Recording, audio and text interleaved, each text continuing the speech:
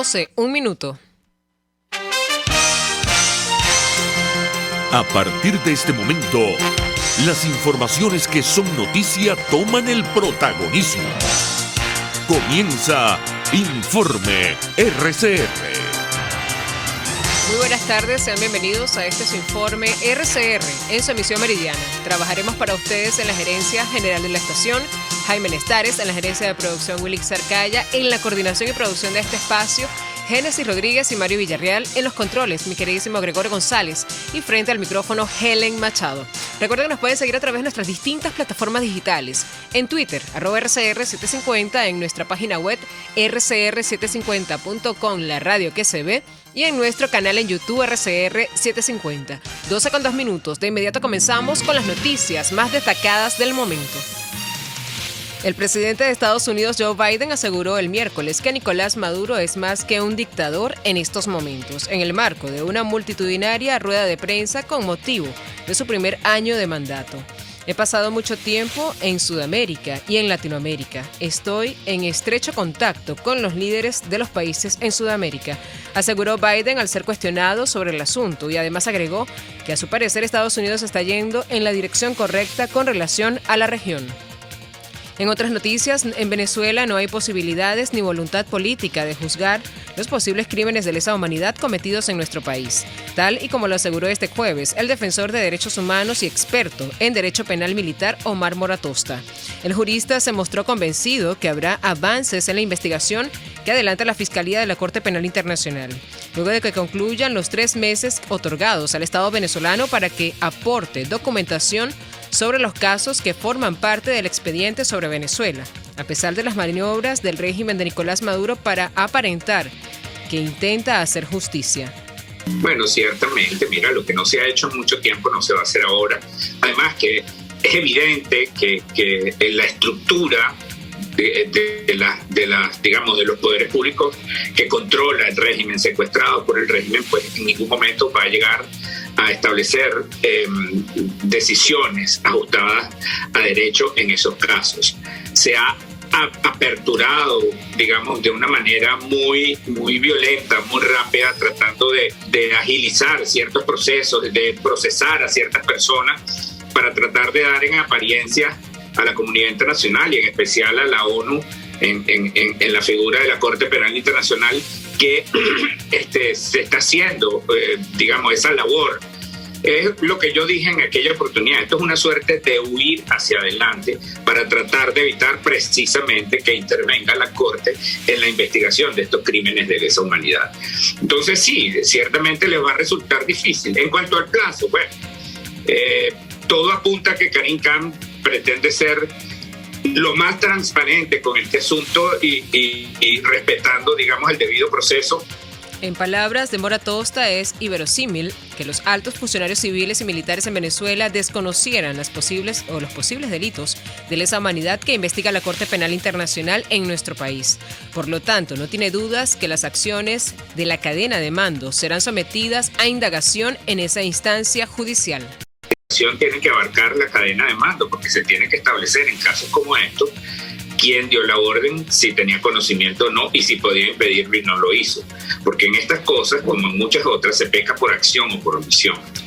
Y es absolutamente inverosímil que una persona que domine el control de las fuerzas del orden público o militares no sepa hasta qué punto pues las actuaciones de estos funcionarios en la comisión de estos crímenes puedan llegar a tener. Entonces, bueno, es una investigación que, como tú bien lo apuntas, está empezando, pero va empezando con muchos elementos que dan cuenta de que efectivamente se cometieron los crímenes de lesa humanidad.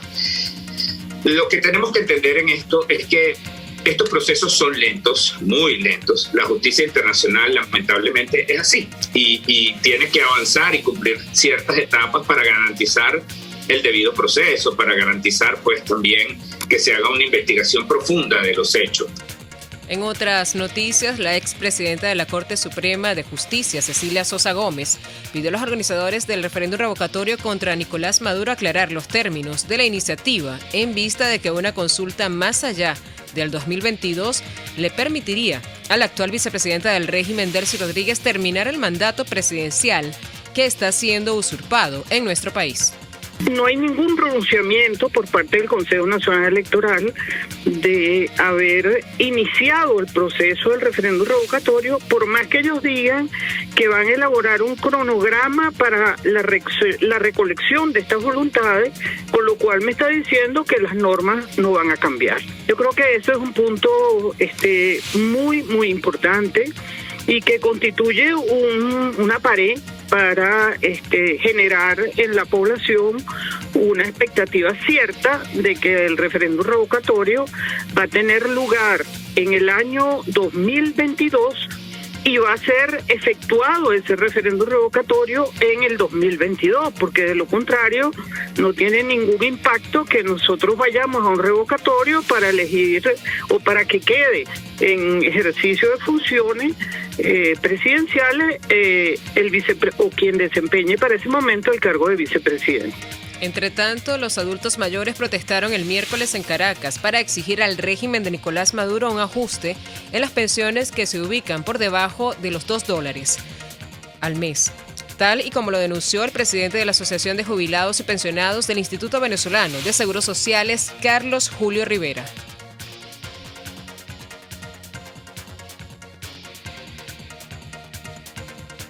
Alcanza para comer, no alcanza para comprar medicamentos, no alcanza para vestir. El transporte cada día lo aumentan y la administración de Maduro no hace nada para corregir esa anarquía que tienen los transportistas. Muchos adultos mayores sufren porque su poder adquisitivo está destruido.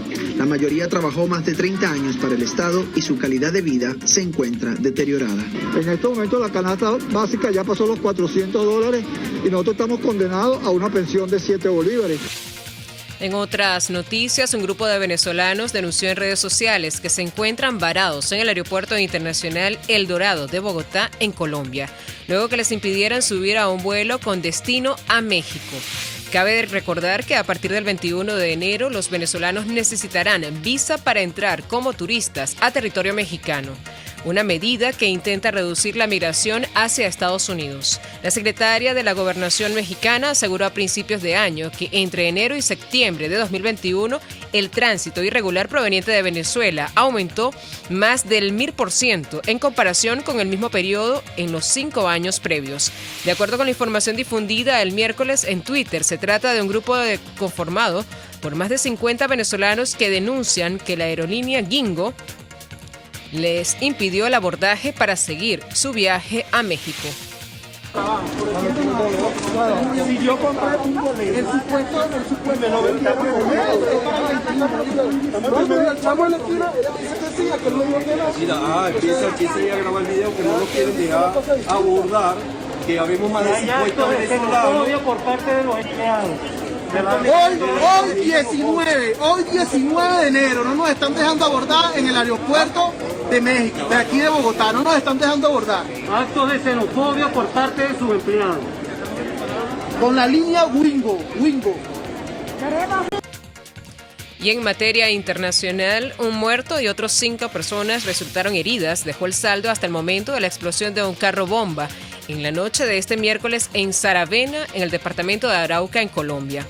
Un lugar fronterizo con Venezuela a pocos metros de una tradicional sede de las organizaciones sociales de Centro Oriente en ese municipio.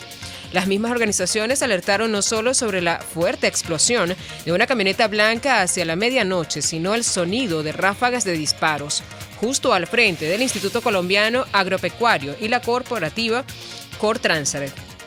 La Asociación Nacional Campesina José Antonio Galán Zorro apuntó que los hechos se dan pese a la militarización a la que queda a 2 cuadras del anillo de seguridad de la policía. Asimismo, indicaron que el hecho se da luego de que Antonio Medina, líder de las disidencias del Frente 28 de las FARC, enviara un audio que amenazaba a líderes sociales y presidentes de juntas de acción comunal. En redes sociales fueron captadas o publicadas imágenes de las infraestructuras afectadas por la explosión en la localidad de Saravena. En otras noticias destacadas en el mundo, el secretario de Estado de Estados Unidos, Antony Blinken, mantendrá este jueves una reunión con sus homólogos de Alemania, Francia y Reino Unido. Annalena Baerbock, Jean-Yves Le Drian, James Cleverly, respectivamente, enfocándose en la crisis de Ucrania. La visita a la capital alemana es la última etapa antes de la entrevista previa para este miércoles en Ginebra entre Blinken y el ministro ruso de Exteriores, Sergei Lavrov, y tras el encuentro del secretario de Estado el miércoles en Kiev con el presidente ucraniano Volodymyr Zelensky. Blinken mantendrá asimismo este jueves una reunión bilateral con Baerbock, quien estos días visitó a Kiev y Moscú, tras los cuales ambos comparecerán ante los medios. El ministro de Asuntos Exteriores de Ucrania, Dmitry Kuleba, lamentó esta semana que Rusia mantuviera una actitud agresiva y poco constructiva hacia su país. Es muy importante para nosotros que estas negociaciones consigan cambiar el comportamiento de Rusia hacia una actitud menos agresiva y más constructiva. Ucrania no está planeando ninguna operación ofensiva. Solo queremos reforzar nuestras capacidades de defensa, prosiguió Dmytro Kuleba.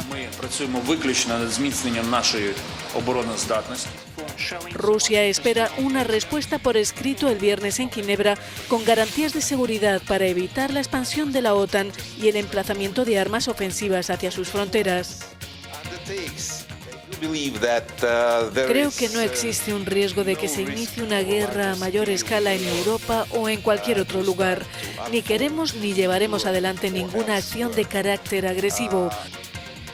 Por su parte, Rusia pidió este jueves poner fin a la campaña antirrusa de especulaciones sobre el ataque ruso a Ucrania, que denunció como un ataque o como una tapadera utilizada por Occidente para lanzar provocaciones propias, incluso militares. El objetivo de esta campaña es crear una tapadera informativa para preparar provocaciones de envergadura, incluidas de carácter militar. Así lo afirmó en rueda de prensa en la prensa semanal de la portavoz de la diplomacia rusa, María Zaharova.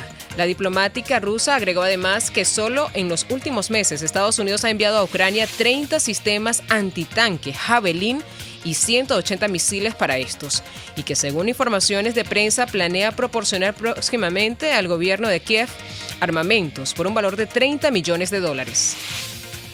Estamos convencidos de que el objetivo de esta campaña es crear una cobertura informativa para preparar sus propias provocaciones a gran escala, incluidas las de carácter militar, que pueden tener las consecuencias más trágicas para la seguridad regional y mundial. Sobre el terreno, la situación sigue siendo muy tensa. Imágenes por satélite muestran el impresionante despliegue militar ruso en varios puntos estratégicos cerca de la frontera ucraniana. Según Occidente, hay unos 100.000 soldados rusos. Muchos habitantes del este de Ucrania temen un nuevo conflicto. Los combates sacuden la región desde 2014, cuando Rusia se anexionó Crimea y los separatistas, apoyados por Moscú, lanzaron insurrecciones en las regiones de Donetsk y Lugansk. Mientras tanto, en Alemania registró hoy un nuevo máximo de incidencia semanal y superó por primera vez la marca de los 600 casos en 7 días por 100.000 habitantes, además de rebasar por segundo día consecutivo los 100.000 infecciones en 24 horas. Según los datos actualizados este jueves por el Instituto Robert Koch de Virología, la incidencia en 7 días se situó en 638.8 casos frente a los 584.4 notificaciones de ayer y los 427.7 de hace una semana. Es el séptimo récord consecutivo en cuanto a nivel de incidencia acumulada. Con esta información de materia internacional pasamos a materia económica. Nicolás Maduro anunció el regreso de Venezuela como observador en la Organización Africana de Productores de Petróleo y será la primera nación no africana en ingresar a esta organización. Venezuela ingresó luego de ser aprobada por decisión unánime en el Consenso de Ministros con la representación de los 14 países miembros de la organización en Ánger, República Democrática Popular de Argelia. El embajador del régimen en el Congo, Aníbal Márquez, resaltó que las líneas maestras de trabajo de Venezuela junto a la Organización Africana se guiarán en programas de interacción y cooperación sur-sur y en los proyectos de complementariedad económica del Foro Social África-Suramérica. Los precios internacionales del petróleo perdían terreno en horas del mediodía. El WTI de referencia en Estados Unidos se ubicaba en $86.74 el barril, mientras que el Brent de referencia en Europa se cotizaba en $88.24 el barril.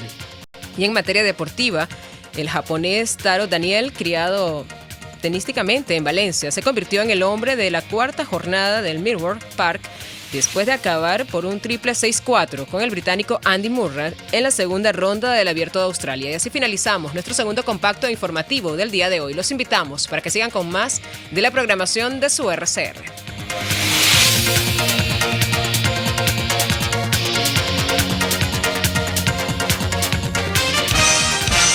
Hasta aquí este compacto noticioso. Manténgase en nuestra sintonía, porque estaremos informándole de la noticia al momento de producirse. RCR 750 AM.